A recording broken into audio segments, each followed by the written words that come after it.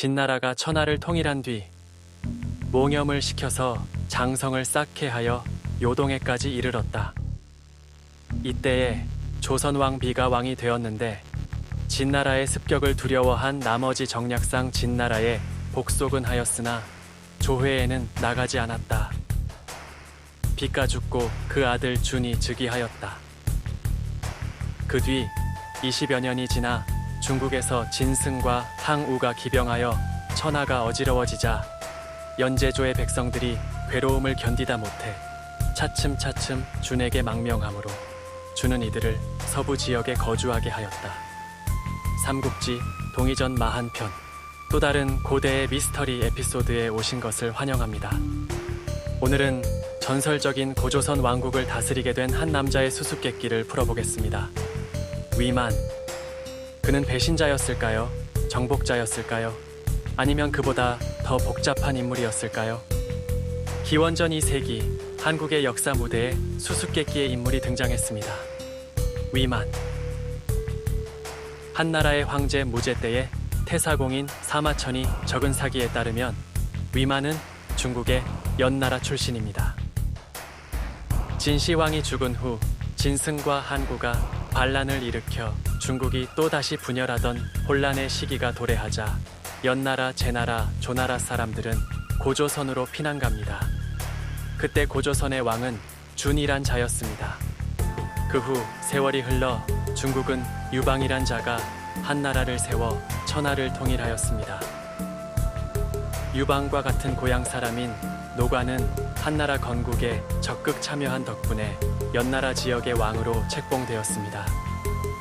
노관 외에도 6명의 사람들이 유방과 성씨가 다름에도 불구하고 중국의 각 지역의 제후들로 책봉되었습니다. 그러나 얼마 후 유방은 자신과 성씨가 다른 제후들을 제거하는 정책을 진행시킵니다. 노관은 도저히 한나라와 싸워 이길 수 없음을 깨닫고 북방의 기마민족 흉노에게로 도망칩니다. 흉노는 노관을 내몽골 초원에 동호, 종족을 다스리는 왕으로 책봉했습니다. 이때 노관의 부하인 위만은 노관을 따라 흉노로 가지 않고 무리 천여 사람을 모아 고조선식 상투에 고조선의 복식을 입고서 동쪽의 고조선으로 출발합니다. 당시 만주의 요동반도에는 연나라의 군사기지 요동 요새가 있었습니다. 위만은 요동의 요새를 나와 폐수라는 강물을 건너 진시황 시절 진나라가 설치하고 관리했던 상하장이란 요새에 정착합니다. 그 요새 안에는 넓은 빈 공터가 있었습니다. 이 공터에는 진번이란 고조선계 부족, 고조선의 여러 부족, 그리고 연나라, 제나라의 망명자들이 섞여 살고 있었던 것 같습니다. 상하장 남쪽에는 고조선이 있었습니다. 얼마 안가 고조선 왕주는 위만의 귀화 요청 편지를 받습니다. 주는 허락하였습니다. 드디어 위만은 고조선 왕의 신하가 됩니다. 준의 선택은 이후 한국사의 수천 년의 흐름을 선택하는 중요한 선택이었습니다. 하지만 여기서부터 이야기는 더 복잡해집니다. 위만이 연나라 출신이라는 사실이 그를 중국인이라고 단정할 수 있을까요? 연나라는 하북성 베이징에서 건국했지만 나중에 영토가 만주, 서쪽 요서 지방과 만주의 요동벌로 확장되었습니다. 요서 지방은 동호, 흉노 같은 북방 기마민족들이 거주하던 변경 지역이었고 이곳은 언제나 다양한 문화가 혼합된 곳이었으며 요동은 고조선 예맥족의 땅이었죠. 위만은 이러한 민족 중 하나에서 왔을 가능성이 있으며 엄밀한 의미에서 중국인일 필요는 없었을지도 모릅니다. 혹시 그는 동호족이나 또 다른 유목민족의 일원이었을까요? 아니면 그는 대륙에 살던 고조선 사람이었을까요? 위만이 준왕에게 반역했다는 이야기는 사실 사마천의 사기, 조선전에는 등장하지 않습니다. 위만의 배신에 관한 이야기는 삼국지, 동이전 마한편에서나 비로소 드러나죠. 다시 말해 서기 3세기에 이르러서야 위만이 고조선의 왕이 될 수 있었던 더 깊은 이야기가 중국인들에게 소개된 것입니다. 삼국지 동의전에 따르면 준왕은 위만을 신뢰해 그에게 서북쪽 국경을 맡기고 외부 위협으로부터 왕국을 방어할 권한을 주었습니다. 이 지역은 당시 상하장이라 불리며 상하장은 위아래로 요새와 목책이 늘어선 방어선이라는 뜻입니다. 진시황은 고조선 서북쪽 국경에 요새와 목책을 쌓아 만리장성의 일부로 삼았고 진나라 병사들을 주둔시켜 고조선을 감시하게 했죠. 하지만 진시황이 죽고 진나라는 농민 반란으로 붕괴합니다. 이때 연나라, 조나라, 제나라 출신의 범죄자들과 전쟁 포로들이 고조선으로 도망쳐왔습니다. 고조선 왕은 이들을 국경 지역인 상하장에 정착시켰지만 그들의 불량한 행실 때문에 왕국 내부로 받아들일 수는 없었던 것으로 보입니다. 이 시기에 위만이 고조선으로 망명해옵니다. 그는 당시 중국에 발달된 전국시대 철기 기술, 복잡한 전쟁 전략, 정치적 상황에 정통했을 뿐만 아니라 연나라, 조나라, 제나라 출신 망명자들을 통솔할 능력도 있었을 것입니다. 무엇보다도 위만은 이들과의 소통에서 중요한 강점을 지니고 있었을 것입니다. 당시 고조선 왕과 신하들은 연나라와 조나라, 제나라의 사투리에 익숙하지 않았기 때문에 위만이 그들의 언어를 잘 이해하고 통역할 수 있는 인재였을 가능성이 큽니다. 삼국지 동의전에 따르면 위만은 준왕에게 자신의 강점을 강조하며 서쪽 변방에 머물게 해달라고 요청합니다.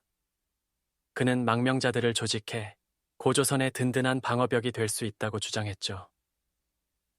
이에 고조선 왕은 위만의 재능을 알아보고 그를 박사로 임명합니다. 위만은 정치, 군사, 문화 등 여러 방면에서 고조선인들을 가르치며 자문 역할을 했고 왕은 그에게 상하장을 하사했습니다. 당시 고조선은 겉으로는 진시황에게 신하국이라고 말했으나 실제로는 자주 독립국으로 남으려 했습니다. 고조선은 조공도 보내지 않고 진시황의 조정에 참석하는 입조조차 하지 않았죠. 고조선 왕은 독자적인 문명을 구축해 중국에 맞서려는 꿈을 품고 있었고 위만이 그 꿈을 실현해줄 인물이라고 믿었습니다. 그러나 위만은 더 큰 야망을 품고 있었고 그 야망은 고조선 왕의 꿈과는 다른 방향으로 나아가고 있었습니다. 곧 위만은 준왕을 배신하고 반란을 일으켜 준왕을 추방시켰습니다. 놀랍게도 위만은 준왕이나 그의 가족과 궁인들을 죽이지 않았습니다. 여기서 중요한 의문이 제기됩니다. 왜 그랬을까요? 고대 기록들은 준왕이 위만에 대해 깊은 애정이나 존경을 품고 있었을 가능성을 시사합니다. 위만이 왕위를 빼앗았음에도 불구하고 준왕은 처형되지 않았고 가족과 함께 평화롭게 퇴각할 수 있었습니다. 막 권력을 잡은 사람이 왜 이렇게 관대했을까요? 이 문의 해결의 실마리는 바로 위만의 헤어스타일에 있었습니다. 위만이 고조선으로 망명 올 때 그의 헤어스타일은 상투였습니다. 그리고 고조선 스타일의 옷을 입고 있었죠. 이것이 고조선 준왕의 호감을 이끌어내는 데 성공했고 위만은 준왕의 사랑을 받을 수 있었습니다. 흥미롭게도 위만의 이야기는 또한 강력한 유목 제국인 흉노와 관련이 있는데요. 고대 중국 기록 한서의 위현 열전엔 위만 조선이 흉노의 왼팔로 적혀 있습니다.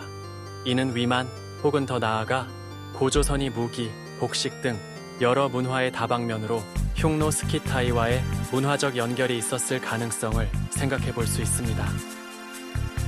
고대 중국의 기록 사기 조선전은 위만이 조선으로 망명 올 때 상투를 하고 만이의 복식을 입고서 즉 야만족의 복식을 입고 갔다고 적고 있습니다. 산해경에 따르면 당시 중국인들은 야만족은 상투를 하지 않고 머리를 풀어 헤치고 몸엔 문신을 하고 있다는 인식을 가지고 있었습니다.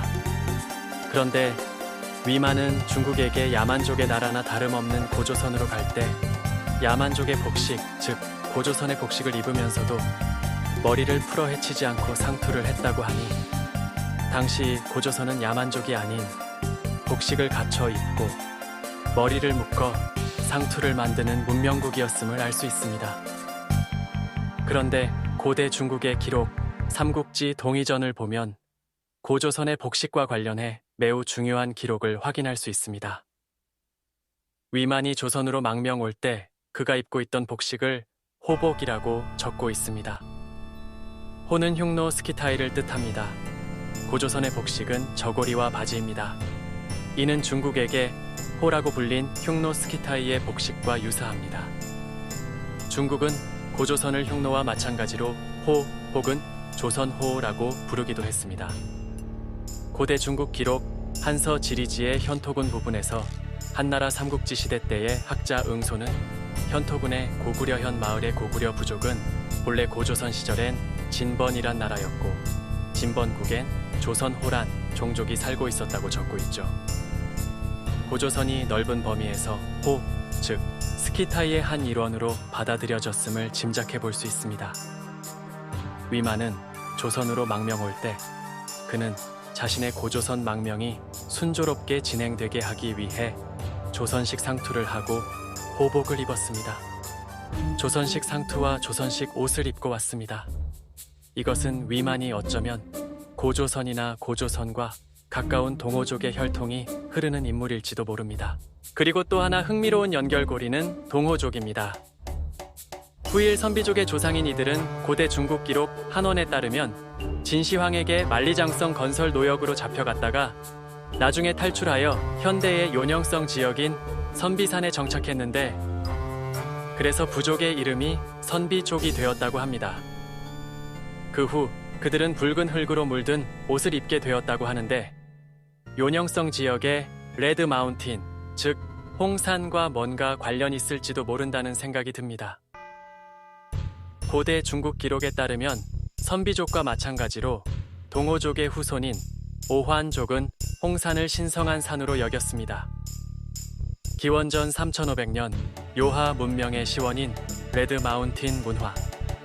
그 문화를 일군 종족의 후손이 동호족일 가능성은 중국, 한국, 일본 학계에서 여러 번 제기되었습니다.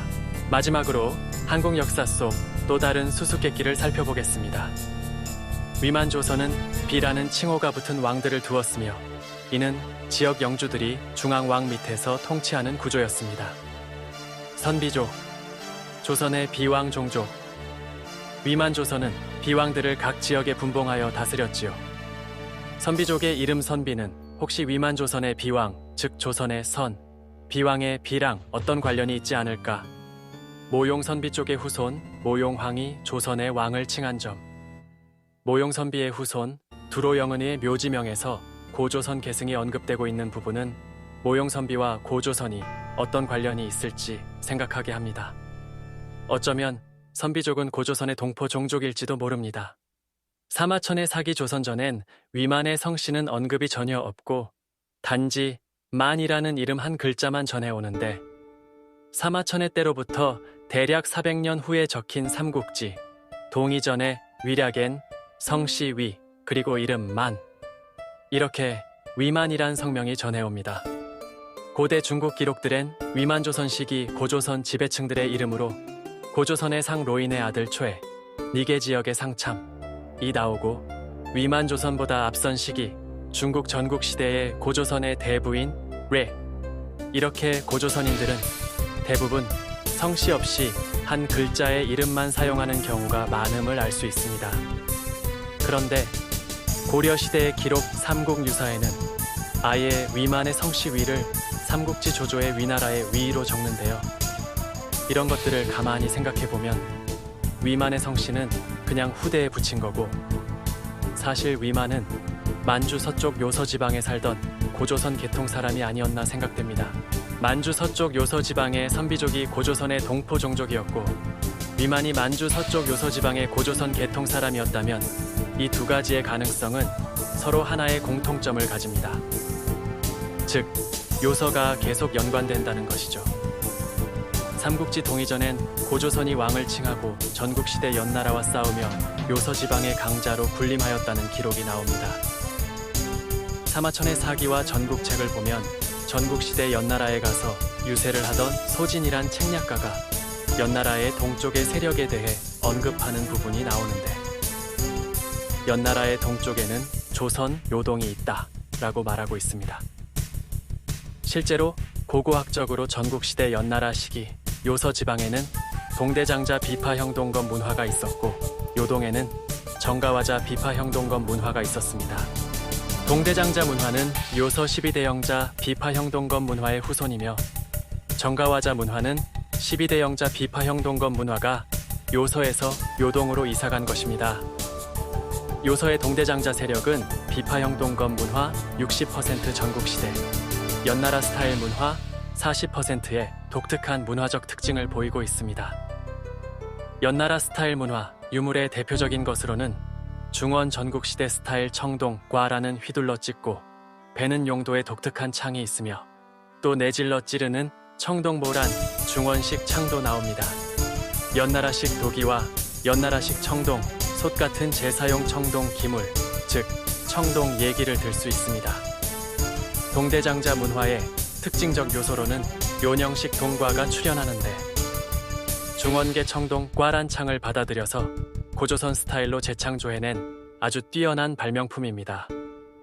이는 중국 대륙 스타일 전쟁 무기를 고조선이 습득함은 물론 재창조하는 수준에까지 이르렀다는 것입니다. 이는 요서, 동대장자 세력이 고조선 전통 문화를 유지하면서도 발달된 중국 대륙의 선진 문물을 적극적으로 받아들이고 있었음을 말해줍니다. 그리고 이 동대장자 문화의 시기에 비파형 동검은 더 찌르기 좋게 날렵한 세형 동검, 즉 비파형 동검의 말기 단계로 진화하고 있었습니다. 삼국지 동이전에서 고조선은 왕을 칭하고 주나라를 보호하겠다고 하며 중국 대륙 쪽으로의 침공을 계획했고, 그 첫 목표가 베이징의 연나라였다고 적고 있습니다. 사마천사기에는 이때의 고조선이 동호라고 나옵니다. 호는 스키타이를 뜻하니 동호는 동쪽의 스키타이란 뜻인데, 고조선이 중국 세력에겐 중국의 동쪽의 스키타이로 인식된 듯합니다. 고조선의 통치자가 왕을 칭했다는 의미는 매우 중요합니다. 단순히 내가 최고 통치자다 이런 뜻이 아닙니다. 당시에 왕은 중국 대륙을 다스리는 주나라의 천자만 쓸 수 있던 것입니다. 그런데 주나라 천자의 제후들이 각지에서 자기가 왕이라 하며 혼란스런 전국 시대가 펼쳐지고 있었는데, 그때 고조선도 나도 왕이다 라고 한 것이니, 이것은 고조선이 중국 대륙의 분쟁에 참여해서 중국의 통치자가 되겠다는 강력한 의지의 표현이었습니다. 마치 스키타이가 메소포타미아 지역의 분쟁에 끼어들어서 내가 수메르 아카드 바빌론 그리고 동서남북 사계의 머리의 왕이다 라고 하는 것과 같은 의미라 할 수 있죠. 이때 연나라는 동호, 즉 고조선의 위협에 굴복하고 연나라 왕가에 속하는 귀족 소년 진계를 인질로 보냈습니다. 그 후로도 고조선은 점점 교만해지고 포악해졌다고 삼국지 동이전은 적고 있습니다. 포악한 스키타이의 전쟁 스타일에 연나라에 발달된 선진 문물을 습득한 고조선의 국력이 얼마나 강성했는지를 짐작하게 합니다. 그러다가 연나라가 소왕 때 전성기를 맞이하면서 연나라는 고국으로 돌아온 인질 진계를 고조선 침공의 선봉장으로 임명합니다. 진계는 인질 생활에서 얻은 동호, 즉 고조선에 대한 정보를 바탕으로 세밀하게 고조선 침공 계획을 짰습니다. 안타깝게도 고조선은 진계의 침공에 요서 지방의 이천리 영토를 먹혔습니다. 연나라와 고조선은 국경을 다시 긋게 되는데, 그곳은 문 번한이란 곳입니다. 나중에 고구려의 안시성이 되는 안시현 근처인 곳이죠. 이런 과정에서 요서 지역에 있던 고조선 계통 백성들은 연나라의 백성이 된 것 같습니다. 그렇다면 위만은 연나라의 백성이 된 요서 지역 고조선 사람들의 후손이 되겠죠. 위만조선 건국 후에도 북한 지역 고조선의 전통 문화인 세형 동검은 그대로 유지가 됩니다. 만약 위만이 100% 중국 사람이었다면 세형 동검이 아니라 중국 스타일 청동검을 고조선의 새로운 문화로 바꿨어야 합니다. 그런데도 위만은 세형 동검 문화를 그대로 유지했으니, 이것은 위만이 요서 지역 세형 동건 문화, 그러니까 동대장자 문화의 후손이었다면 쉽게 납득이 됩니다. 이를 증명할 결정적 증거는 위만의 첫 글자 위에 있습니다. 서기 3세기 후반 사료 삼국지 동이전에 인용된 위략에서부터 나오는 이 위만이란 이름. 보통 위를 성씨로 보고 만을 이름으로 보았지만 고구려 언어에서 위란 말은 을 닮았다란 뜻이 되며 어떤 특정 조상이나 선조를 빼닮았다는 뜻이 됩니다. 그 대표적 예로 고구려 동천왕의 이름 위궁이 있죠. 위궁이란 이름은 고구려의 왕 궁을 닮았다란 뜻이 됩니다. 고구려 왕 위궁의 증조부는 이름이 궁이었는데 태어나면서부터 눈을 뜨고 사물을 보았으므로 그 나라 사람들이 미워하였다. 궁이 장성해지자 과연 흉악하여 자주 이웃 나라를 침략하다가 나라가 잔파되는 지경에 이르렀었다. 지금의 왕 위궁도 태어나자마자 눈을 뜨고 사람을 보았다. 고구려에서는 서로 닮은 것을 위라고 부르는데 그의 증조부와 닮았기 때문에 위궁이란 이름을 지었다. 위궁은 용감하고 힘이 세었으며 말을 잘 타고 사냥에서 활을 잘 쏘았다. 삼국지 동이전 고구려편. 고구려의 왕 궁은 서기 2세기 중 후방형의 매우 강력한 정복 군주인데 작은 산골짜기 나라에 불과했던 고구려를 중국의 현토군, 요동군을 두드려 패는 매우 강력하고 포악한 나라로 발전시킨 왕입니다. 죽은 후의 시호는 태조왕인데 태조는 나라를 개국한 사람에게나 붙이는 시호인 걸 감안하면 고구려 왕 궁 때부터야 고구려는 진정으로 나라다운 나라가 되었다는 뜻이 되겠습니다. 고구려 동천왕의 이름 위궁은 그 궁왕을 닮았다는 뜻이 되니 그러면 위만이란 이름은 위만보다 더 먼저 있던 만이라는 어떤 위대한 왕을 닮았다, 계승했다 그런 뜻이 되지 않을까요? 고대 중국의 기록 한서 지리지의 요동군 험독현 부분을 보면 후한 말대의 학자 응소가 주석을 달기를 험독현은 조선 왕만의 도읍이다 이렇게 주석을 달고 있습니다. 그러나 위만 시기에는 요동은 이미 중국 땅이고 요동 태수를 두어 다스리고 있었으므로 위만이 요동의 험독 마을을 대읍으로 삼을 수가 없습니다. 그래서 대부분의 학자들은 이 기록을 그냥 고조선의 초기 중심지가 요동에 있었다는 설의 근거로나 사용합니다. 전국시대의 왕을 칭하고 연나라를 역으로 치려 했던 고조선의 왕의 이름은 전해지지 않습니다. 진시황 때의 고조선의 왕 비, 한나라 초기 때의 고조선의 왕 준을 생각해보면 전국시대의 연나라랑 싸우던 고조선의 왕의 이름 역시 한 글자였을 것입니다. 전국시대의 연나라랑 싸우고 요동의 험독 마을에 세력 거점을 두고 있던 고조선의 왕, 그 자의 이름은 만이었고 위만은 그를 닮은 혹은 그를 계승하는 인물이었을지도 모릅니다. 잊힌 역사의 또 다른 장을 탐험할 다음 에피소드에 함께 해주세요. 더 많은 흥미로운 고대 이야기를 원하신다면 책사풍 후 채널을 구독하고 좋아요를 눌러주세요.